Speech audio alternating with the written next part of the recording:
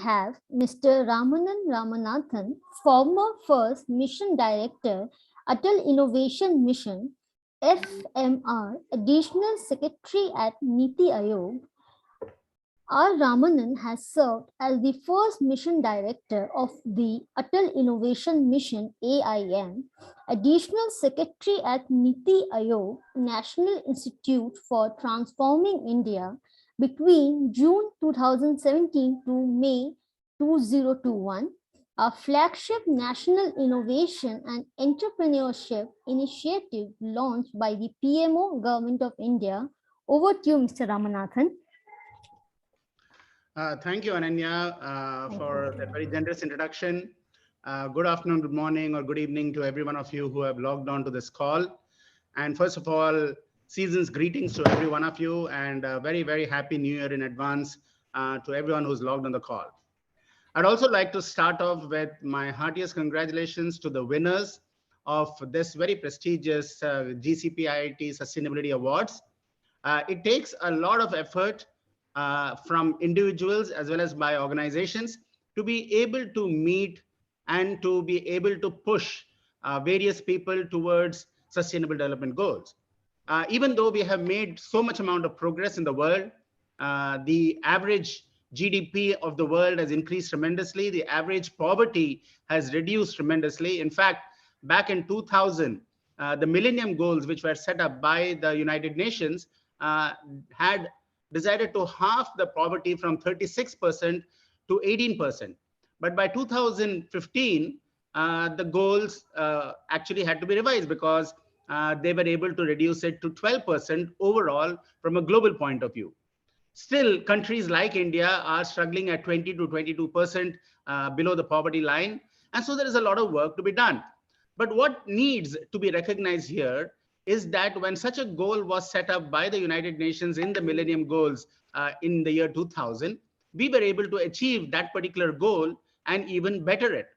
So the United Nations Sustainable Development Goals, which have been introduced in 2015, and which targets that by 2030, we will be able to achieve those 17 SDGs with more than 160 plus indicators, they are definitely feasible.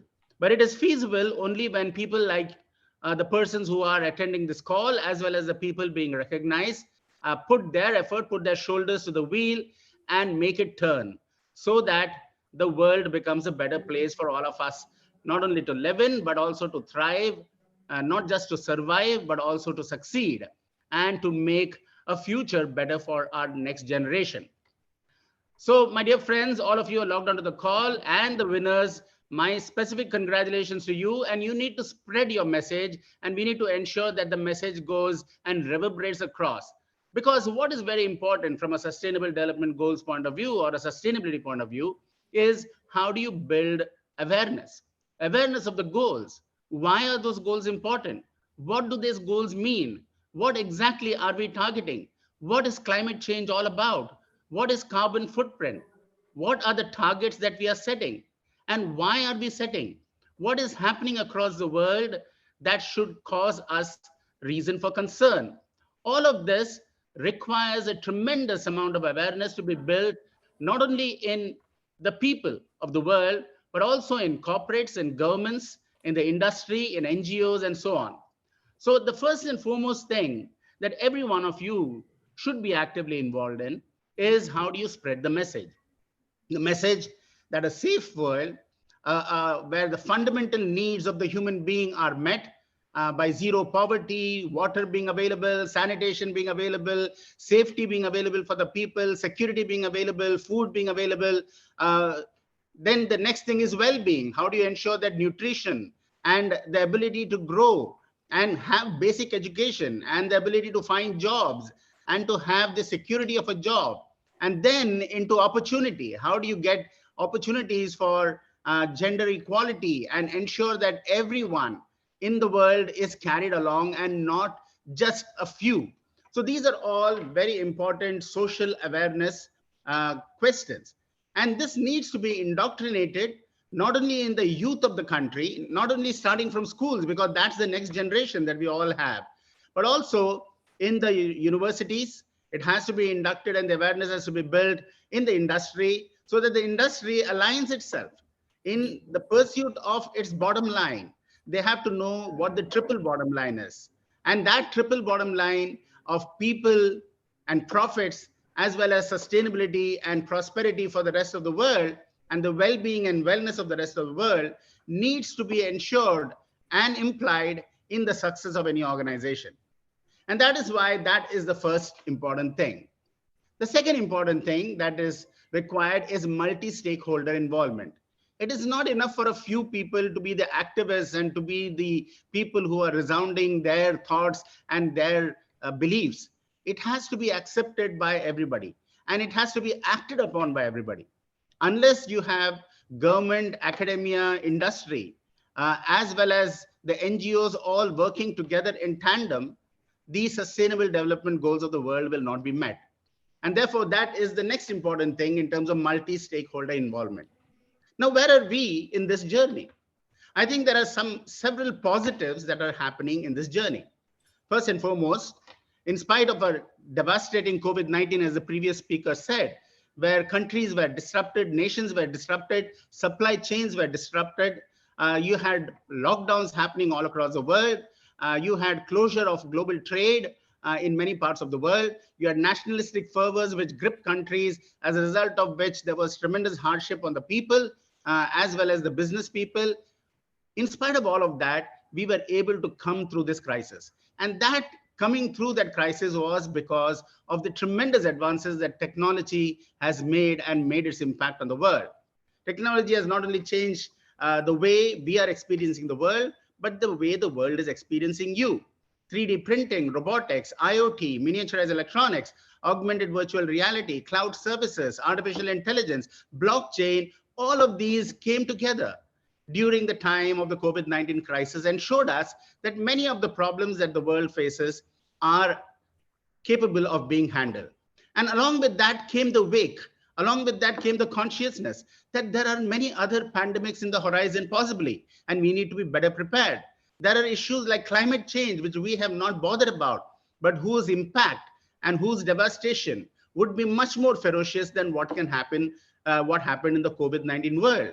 We're already seeing a very cold wave bursting through the United States, and places like Texas are experiencing minus 32 degrees Fahrenheit.